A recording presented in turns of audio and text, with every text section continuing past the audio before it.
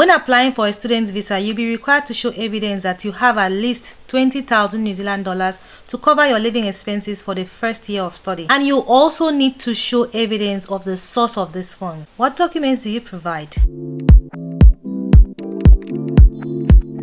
I'll be looking at evidence of funds to support student visa application. For other visa applications, I have videos on my channel specifically talking about these other visas like work visa, visitor visa. So watch those videos to know how much you need to show and the documents you need to back that up. And I almost forgot the introduction. Kia ora whanau, it's your girl, the sassy engineer, your favorite Naija Kiri, right here in down under New Zealand. Welcome back to my OGs. If you're new to the channel, click the subscribe button to join the community. Today we are exploring evidence of funds, aka proof of funds. What document do you need to provide to support your visa application? And how do you show this source of documents? You already know that for your student visa application, you need to show 20,000 New Zealand dollars. But you also need to show the source of these funds. You can't just have 20,000 New Zealand dollars in your account, especially if you don't have 20,000 New Zealand dollars in your account. So how do you back this up? Let's find out. Kia ora. So we are looking at evidence of funds to support your study. What should you show? How much should you show? Which document should you show? Show.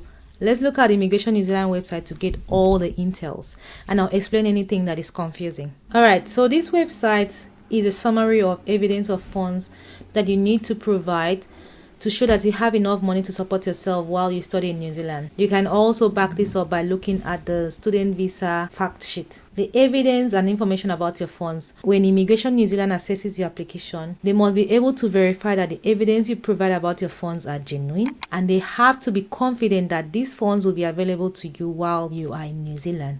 That is why it's important the documents you show to support yourself. Verifying evidence of your funds. So your funds must be in your name or the name of your financial guarantor or sponsor. We're going to look at what these two things mean. If they cannot properly verify the source of your funds, they cannot accept those evidence that you have enough money to support yourself while you're in New Zealand. So they've stated some things that are difficult to verify here, like gold loans, funds held by post office. I didn't know that people do this. Mutual fund, bonds, property sales, and agricultural income. Because especially these ones, there's a high chance that it can't be verified. Like, it's volatile, first of all. It could be looking like 20,000 today, tomorrow it's actually 10. These things are tricky. It doesn't mean that people don't use them, they're just hard to verify, like they said here. There are generally 3 ways that you can show that you have enough money to support yourself while in New Zealand. The first is to have the money yourself in your account. The second is to have a sponsor, and Immigration New Zealand is very specific on their definition of sponsor. The third is to have a financial guarantor, and Immigration New Zealand is also specific on who a financial guarantor is. So let's look at all of this. There are a wide range of financial information you can provide to support your application. So evidence that you can provide here, you can see banking information. You can provide bank statement for the past 3 months. Sometimes they can ask for more than 3 months. A copies of relevant bank deposit statements or certificates. And here says statements or certificates showing fixed term deposit at least 6 months old. Sometimes this can be confusing for some people. So what this basically means is that, in simple terms, if you intend to use fixed term deposit as evidence of funds to support your application, the fixed term deposit must be at minimum 6 months old by the time you submit your application. How does this relate to you? I'll use an example for, let's say, 10 million naira. If you have 10 million naira in a fixed deposit, then that fixed deposit should be at least 6 months old for it to be used in your application. But if this 10 million is just money in your account, some people have that amount, it's not a fixed term deposit, you can proceed to use it as your proof of funds. If by the time you want to submit your application, it's not up to 6 months since you fixed that money, then you have to wait till it gets to 6 months, because it says here certificate or statements showing fixed term deposit at least 6 months old. So it's also important to note that these people don't just look at the value and go, they look at the bank statement itself. So if that bank account is just been recently opened and the statement shows any large deposit, you have to explain where the money is coming from and provide evidence to support this. So it could be that maybe you sold your house, like you sold an asset, and use that money to open an account strictly for your study. That's fine. or you transfer the money from one bank account to the other, that's also fine. It's just that those large sums are usually suspicious to them, so you need to explain. Now, about assets and loans, you can provide information, stock transaction report, sales of property agreement, an education loan section from an acceptable financial institution. Let's say from a bank, for instance, you take loan. They don't accept funds sourced from property sales, gold loans, or KCC loans unless they can verify the source of the funds, or your financial guarantor have held those funds in their bank for 6 months or longer. So there's another thing. If you have large deposits in your bank account and you don't want to explain too much, and it's genuinely your money or maybe your financial guarantor's money, it must have been held in your bank account for 6 months or longer. Another form you can show are loan sanctions letters, and they only accept education loan from nationalized or multinational banks that are secured against fixed assets that belong to you or your financial guarantor. So it can't just be any bank, multinational banks or nationalized banks. If you provide a loan sanction, it must mention the security, how long you need to start repaying the loan, interest payable, repayment details, or a copy of the security offered for the loan. And you must also provide evidence of how you will repay them. Basically, they don't want you to come and suffer, or because of studying, you put yourself in financial crisis. So that's why they need to see that you have checked all these things. Provident funds. What this means is they only accept public or employee provident funds if they are supported by documents confirming your employment, such as income tax, Form 16 salary statement, employment reference letter, etc. So basically, if you are getting funds from your employer, you need to provide this extra information. And about your income, so this is for people who are employed, who have the jobs and they want to come and study. You can provide that you are making money by showing tax returns that show your income and your saving patterns, evidence of income generated from your assets. For instance, if you own a rental property, provide ownership, evidence of tax you pay, statement showing income generated from employment, for instance, tax returns, letter from your employer confirming your position, how long you were employed for, what you are paid. If you are self-employed, you need to do extra by adding business tax returns with income statements, blah, blah, blah. They will not accept funds sourced from agricultural income unless that's farm or agricultural stuff, unless they can verify the source of the funds or you and your sponsor have held it again 6 months or longer. That's interesting. So now this part is if you're studying for more than 12 months, so master's, PhD, more than 12 months, undergraduate. If you plan to study in New Zealand for more than a year, then you need to provide a payment plan that explains how you will fund your future years of study and evidence to support this that they can verify. So this part plays a lot with people's mind, what does it mean by payment plan? Payment plan basically means that you need to provide documentary evidence explaining how you will fund your future years of study.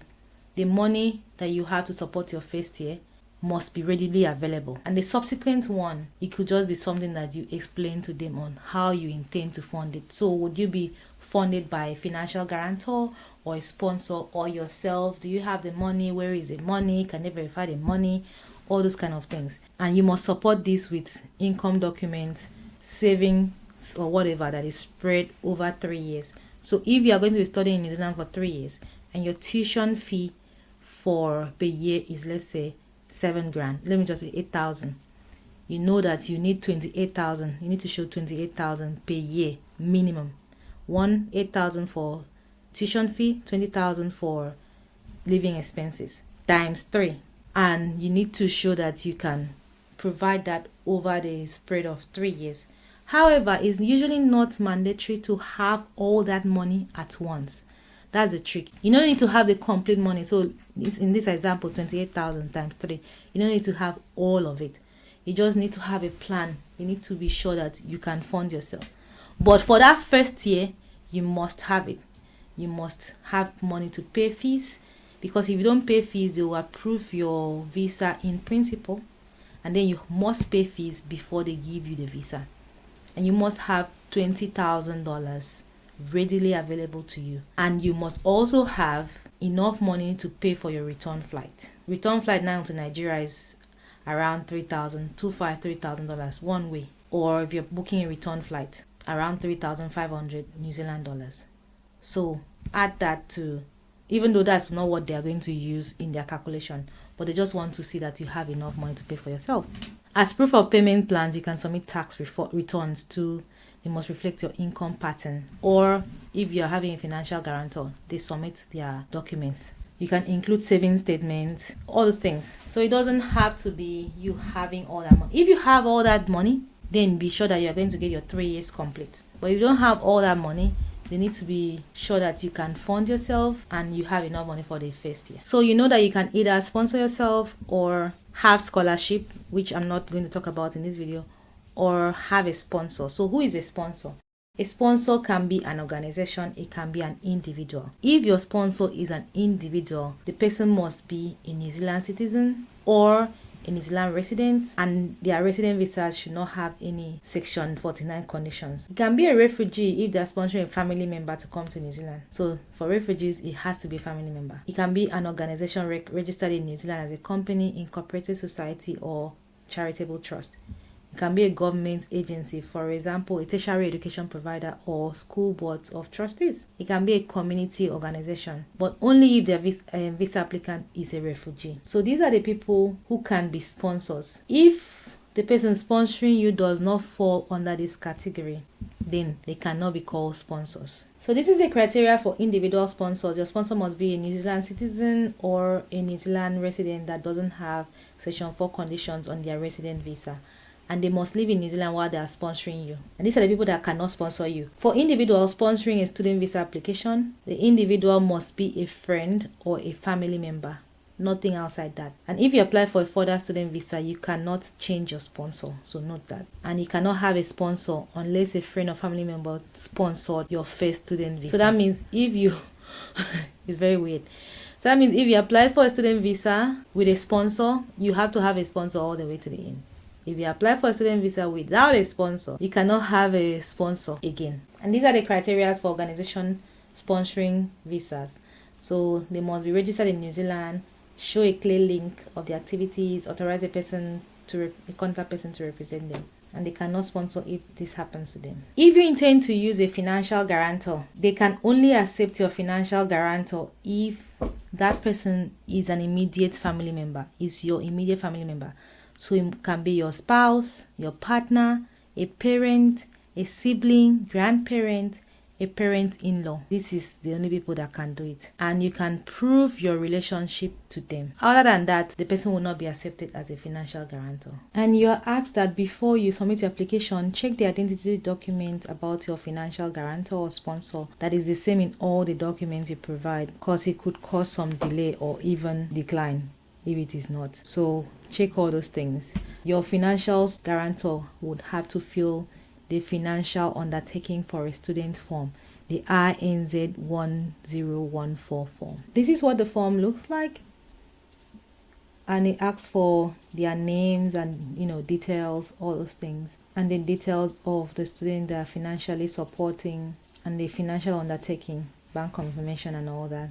Note that the evidence of funds must be in the financial guarantor's account for minimum of 6 months. Evidence of investors or the guarantor's payslip, they can put that, a copy of their IDs, their passport, birth certificate, and a letter of relationship. So you have to provide proof the relationship you have to this your guarantor. And if you know that you're Nigerian, you need to add extra stuff to really prove, not just the basic works sometimes, but just add everything that will support. So if you need to even add photos, go ahead, add them. For other countries like China, India, Philippines, and Sri Lanka, there's something they called Funds Transfer Scheme, and it's just ANZ that is operating it. So it shows Immigration New Zealand you have genuine access to money to support yourself while studying in New Zealand, and it helps you transfer funds securely to New Zealand and withdraw a set amount each month to use in New Zealand.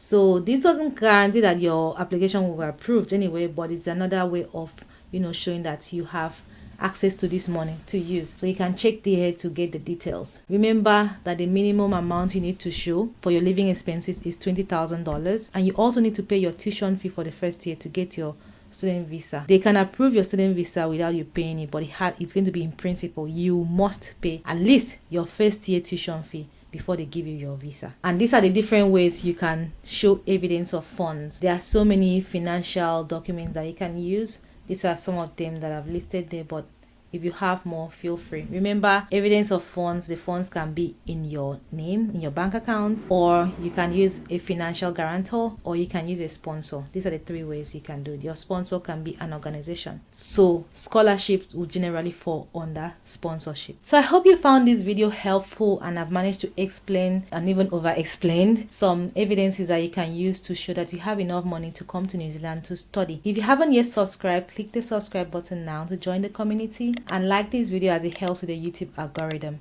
Thank you for watching. All the best with your visa application and your document gathering.